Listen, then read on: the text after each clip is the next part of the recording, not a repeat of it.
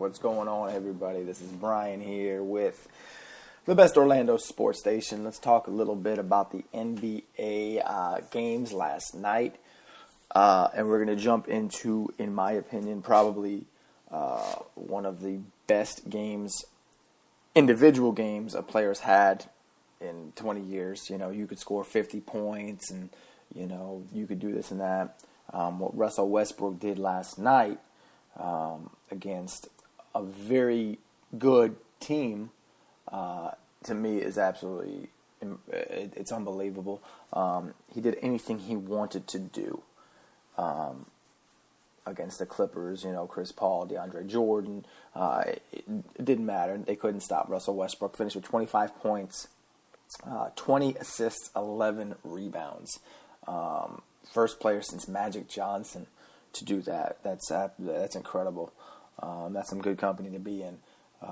His counterpart, Kevin Durant, 30 points, 12 rebounds, 7 assists. Phenomenal game, but it's shadowed by it. They handle the Clippers last night in Oklahoma City, 120-108. Clippers just really didn't have an answer for really anybody. On Oklahoma. Oklahoma shot the ball 52%. And it's funny because, the Clippers shot a very good percent themselves. They shot nearly 51%, but it was just too much ball movement. It was too much control by the Thunder. You got, as much as I love Paul Pierce for what he's given the game, he doesn't need to be out there. Not against a team like Oklahoma, at least. You're playing 18 minutes, 0 points, 2 rebounds and an assist for Paul Pierce. This has got to be his last year, right? It's got to be. It's time, man. It's time. It's just time, DeAndre Jordan, 4 for 12, and finished with 18.7 rebounds. And my thing about DeAndre Jordan, man, is this whole, the whole offseason when, who was he signing with Dallas, and then the Clippers, they were going to offer him all this money. Listen, man, DeAndre Jordan is not worth all that money. If he does not have a good point guard, he's a rebounder. That's it. Look, where does his points come off of? Put back dunks, alley-oops, gets an offensive rebound and puts it up. That's it. Stop. Don't tell me the guys were. He's 7 for 7 last night. Yeah. 7 for 7 on alley-oops. Yeah. That's not too hard. Okay? You're 4 for 12 from the free throw line. That tells me right there you're not worth all the money. So again, that's my take on DeAndre Jordan. Chris Paul, 5 for 15, so he got a little rattled. Not a great shooting performance by CP3, 12 points, 16 assists. Good stat line. Not good on the percentage at all. 1 for 6 to the 3-point line. You can't shoot that bad when you're letting your counterpart shoot 9 for 15 and get 25 and 20 and 11. Okay, you got to do more than that, or a little less shooting, more distributing, more, something to get your team open. J.J. Redick, 22 points, 5 of 8 at the 3-point line. That guy can still shoot. I don't care. I don't care. That guy can go. He could play in the NBA until he's 40, 42. He shoots. He's a shooter. That's what he does, man. So OKC, and it's crazy, man, because going into this game, they had been playing, they've lost to Golden State, they, twice in, I think, 5 games, you wondered if OKC could beat a contending team. And I think they did that last night against the Clippers. We'll see how they do against teams like San Antonio and Golden State when the playoffs come. But it was a big win for them. I do not think they could beat San Antonio or Golden State in a 7-game series. No matter what Durant and Westbrook does, I just think other teams are they're too deep. With the exception of those two guys, I just don't see. They don't have a great bench. If anybody argues with me that they have a decent bench, I'll kill you. It's stupid. Don't say that. So anyways, big win for the Thunder last night. Let's talk about a team who you know I love, my New York Knicks, another win. Yeah, I mean, we beat the Phoenix Suns. Just saying. In '93, that would have been a big deal. Not so much nowadays. They win in Phoenix, 128-97. A big blowout, which is kind of nice to have. Granted, I know it was against a team like that, but when you have 7 people in double figures, that's always good distribution and just a good all-around game. Carmelo led the way with 23 points, 7 rebounds. Jose Calderon, yeah, man, yeah. Leave it to Phoenix to make Calderon look like a point guard. 10 points, 12 assists on 4 of 6 shooting.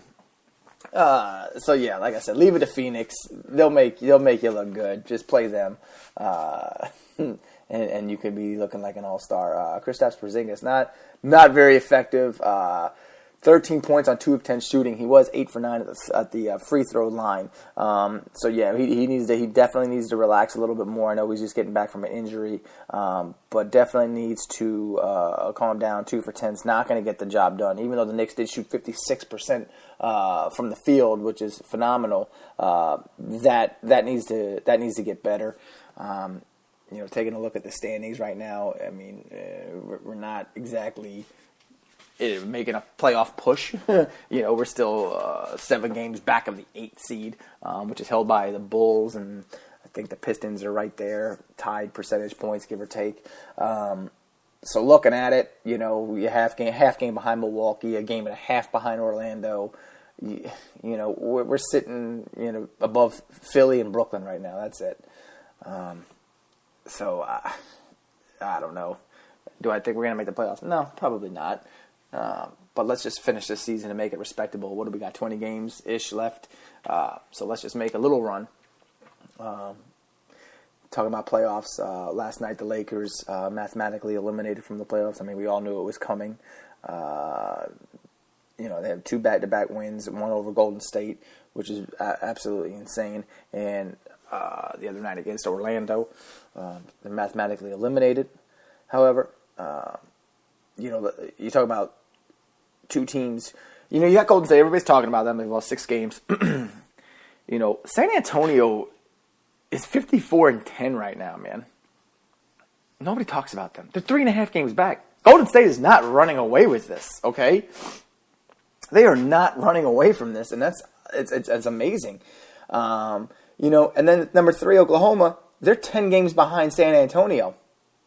1 and 2 is locked up. We knew 1 and 2 was going to be locked up, okay?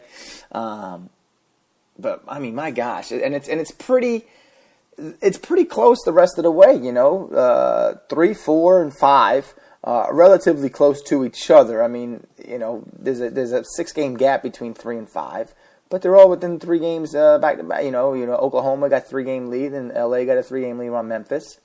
And I tell you right now that the 6, 7, 8 seeds, 6, 7, 8, even you can go 9. They're very close. They're very close. I'm telling you right now, nobody wants to finish 7 or 8. Nobody wants. In my opinion, the best chance is Portland right now, the 6th seed. They'll be playing Oklahoma. They wouldn't see San Antonio or Golden State until the next round. That's where you want to be. So they wouldn't. You might want to be there. If I'm Portland, I hold on to that 6th spot. Do not go up to 5. Because then, even if you go 5, you got the Clippers. But Portland's looking good. Stay there. Okay. If I'm Dallas, if I'm Houston, I'm either not trying to go to the playoffs or I'm trying to really win every game possible, because you're playing Golden State or San Antonio in that first round, and you're talking a 4-game sweep. Period. If you're Dallas or Houston, you are going to get swept in the first round. That's that. Let's talk about Houston right now. 118-104, they're winners.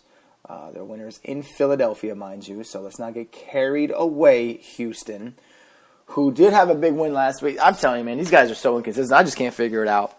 That's one team I cannot bet on because I don't know which team. You don't know who's going to show up, man. You just don't know. Dwight Howard finally has a decent game, 9 of 12 shooting, and he's another one of those guys where he doesn't really have post moves much. He relies on the rebounds and the putbacks and the alley-oops. He's 9 for 12 shooting. That's what he relies on. And that's the difference between the big men these days and the big men. For me personally, growing up, you had the Ben and the Robinsons, the Ewings, the Olajuwons, even Mutombos, Alonzo. These guys had moves. These guys had shots. They could create their own shot. And these days now, it's not the same. You put these centers now and back in the day in the 90s, you would never hear of Dwight Howard. You wouldn't hear of DeAndre Jordan. You wouldn't hear of them. They'd be nobodies. So 9 of 12 shooting. Harden leads the way, 29 points and 8 for 26 shooting. Not very efficient. He was also 0 for 8 from the 3-point line. He's one of those guys. He's a chucker. Finishing 9 rebounds, 8 assists. James, he's just a shooter guy. Every shot's a good shot to him. But, yeah, you're not going to shoot 8 for 26 against a decent team and win. Luckily, it was against Philadelphia, so it wasn't really a problem. Let's talk about Philadelphia, though. They had 6 guys in double figures. So, let's not –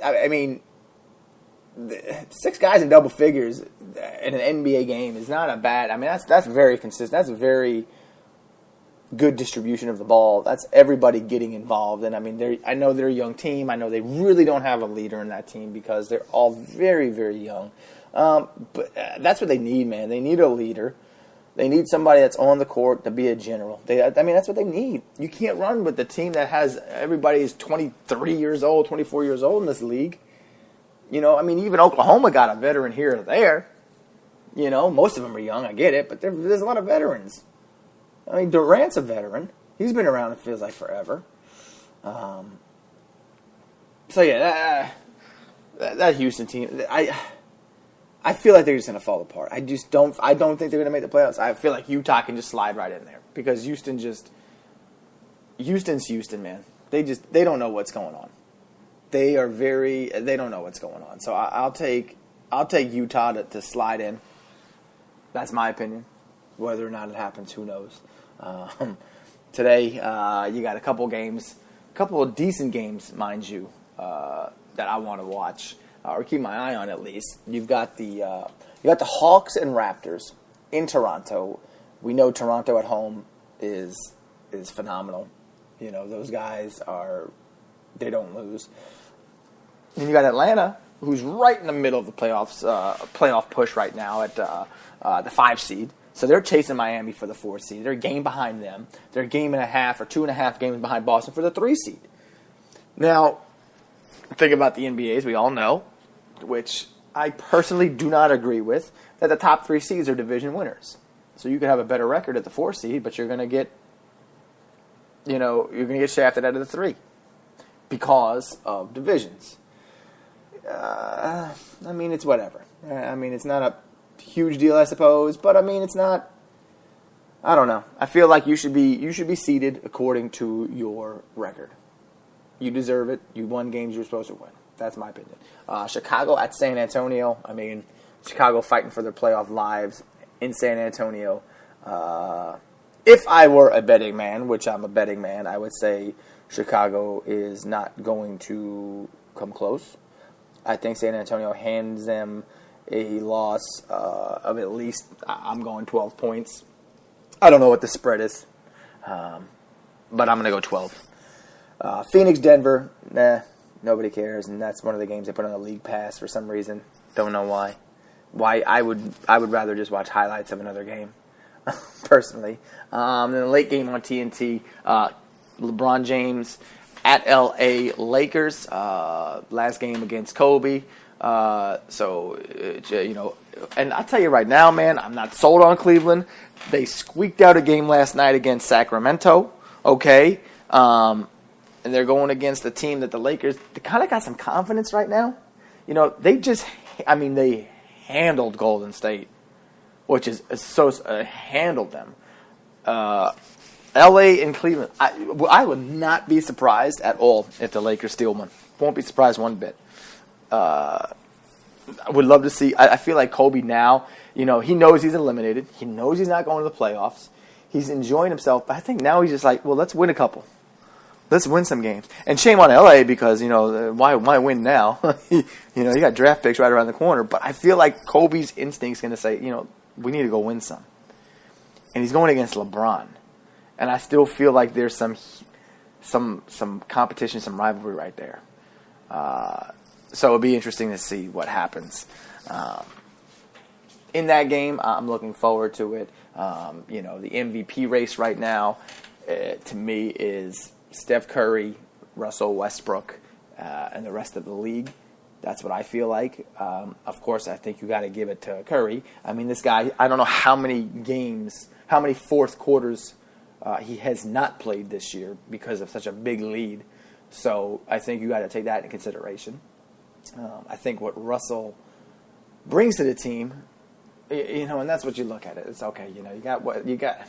He doesn't play the fourth quarter. I get it. He's got a great team, but what Russell means to that team as well, they need him in the fourth quarter.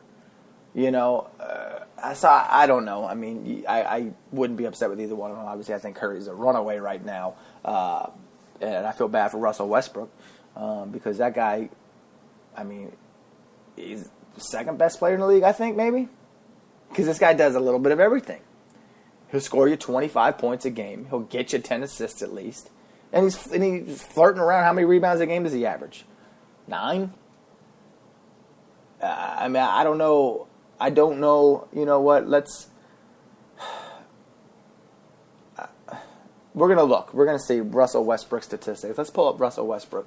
So 24 points, 10.5 assists, and he's averaging almost 8 rebounds. That's impressive. Okay? On a team, mind you, that he pretty much shares shots with Kevin Durant. Curry doesn't really have that. You got Klay Thompson. Klay Thompson's good because of Steph Curry. Let's not get this carried away. And this is my opinion, and I get it. Klay Thompson is good because of Steph Curry. If Steph Curry is not on that team, you don't know Klay Thompson. That period. Yes, he can shoot the ball. You don't know Klay Thompson if Steph Curry is not on that team. Period. So I don't know. Russell Westbrook, he's going to get shafted out of an MVP. He's the second best player in the league, in my opinion. Stats will back that up completely. I mean, if you're going statistically, he might be better than Curry. But again, Curry does this night in and night out and puts on a show every single night. So that's that. I hope you enjoyed the recap of the weekend, or not even the weekend. I don't even know what's today. Wednesday, Thursday. What's today? Thursday? Okay. We'll be doing another one soon. Tomorrow, Saturday, we'll be talking about the NBA. Playoff pushes are coming. People are going to start clinching playoff spots. And some people are going to be eliminated from the playoffs. We'll talk about that. We'll talk about some baseball. It's coming. It's 3 weeks away, guys. Very excited about that. Hope you guys enjoyed Best Orlando Sports Station. Thanks a lot. Yeah, I learned the game from William Wesley, you can never check me. Back to back for the niggas that didn't get the message. Back to back like I'm on the cover of Lethal